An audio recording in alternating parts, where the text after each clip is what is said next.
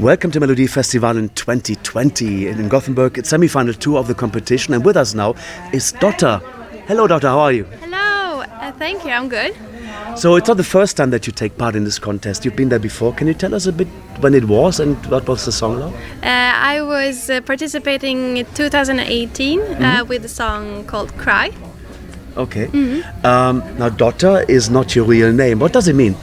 Daughter means for me like the daughter of Mother Earth, because when I come up with this name, I became vegan the same year, so I wanted to find a name that fitted with that kind of lifestyle and just a Swedish name.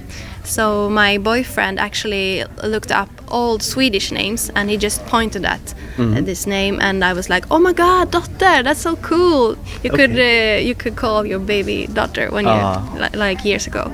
Nice. Yeah. So how did you feel when you were selected to come into this Melodifestivalen this year in 2020? I was so happy. I was like screaming, and we called because me and my boyfriend was at our place, so we called our friend that we wrote a song together with, and he was like taking the car immediately and went to us, and we were going out and drinking some champagne and celebrating. Yeah. Are you more nervous now, or because you're coming back to the contest, or was it the first time that you were like, I don't know what's going to happen and I'm going to be so nervous? So what's worse for you, to come back or to do the first time? Actually, I wasn't nervous the first time at all, and now I don't feel nervous at all. Wow, singing in front of so many people in the legendary Scandinavium of Gothenburg, in front of so many people, that's amazing. How do you cope with that pressure?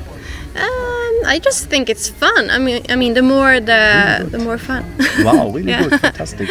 Well, I think not many people know that on the international level that you were behind the songs of Lina Hedlung last year, Victorious. Yeah.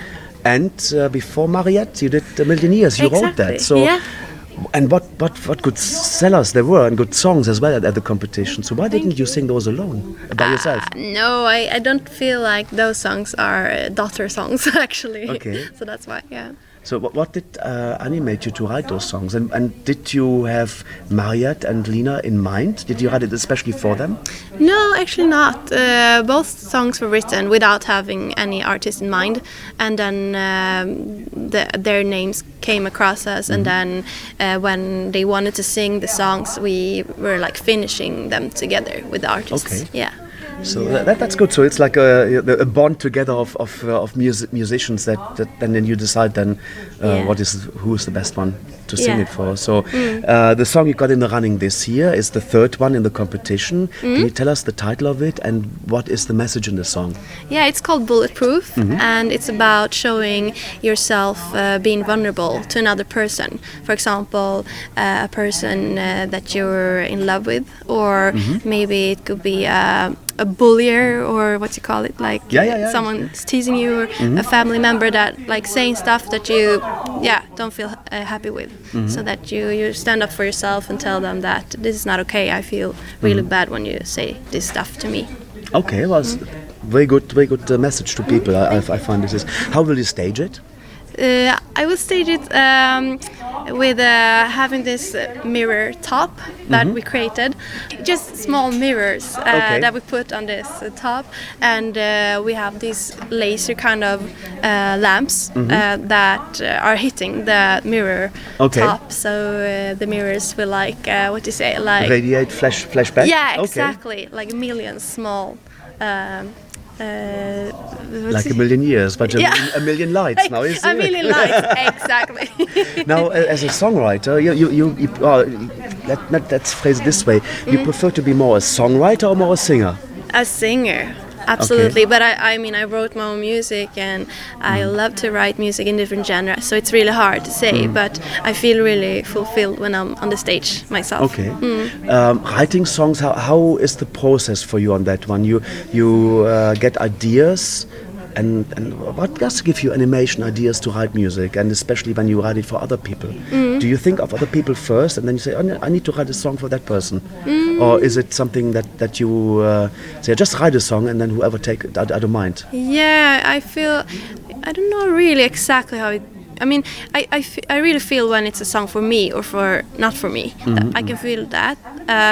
and I think when I write to others, I just feel like I'm gonna write a story that is not like truly my story. It's more like something that I come up with. But when I write for me, I need to have that experience so that I can really feel it. So I think it depends on that and the melodies and the sound of the production and everything, and just the idea in the songs. I read about you that you worked together with Monzaemon. So how did that come up, and what did you do? He asked me if I wanted to join him on his duet, Walk With Me. So I heard, when I first heard the song, I was like screaming and yelling like, oh my god, this is the song that I've been waiting for, because I really wanted to do a duet. So yeah, I think that song is so great. You worked in a group together. Yeah. Tell us about the Dizzy Whoop. Oh, my little the band, the girl band that I had when I was little. Yeah, I was 10 years old, and I just started to write my first song called Nobody Knows Me, and then I showed it to my friends, and they all wanted to create like a band and sing it. So we started this band, and I was like accompagnera.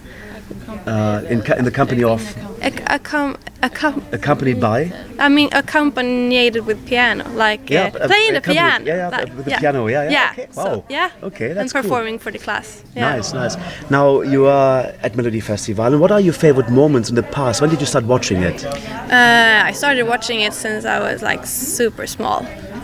So it's always been a dream for me to be a part of it. But then when I was in my middle 20s, I started to feel like, no, I don't want to be a part of it anymore.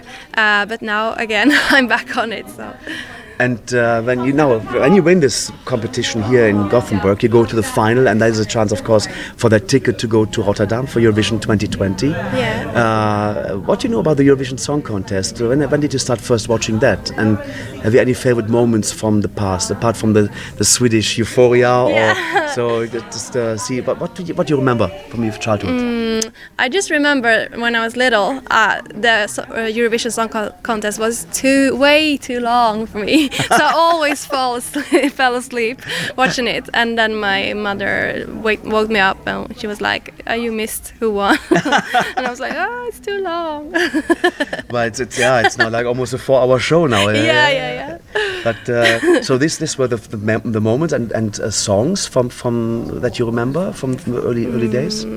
Not really. I've always been more into Melodifestivalen than into Eurovision. Okay. Yeah. So I just remember like Euphoria and Heroes, the Swedish ones. And of course, they were really, really cool songs, and we still hear it on the radio these days. So they're stuck with us. Now, let's get away from Melodifestivalen, from Eurovision Song Contest. What music do you listen to yourself? I love to listen to right now Post Malone and Billie Eilish and Lorde and Lana Del Rey and like international artists. Okay. Mostly. Yeah. Wow. So, Dotter, it's been a real pleasure to chat with you. Thank you very much for taking the time, and all the best of luck for the competition. How will you prepare yourself for the next 2 days?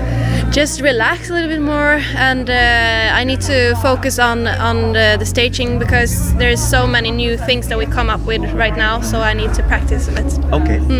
Lycka till, all the best of luck. Thank you so much. Tack så mycket.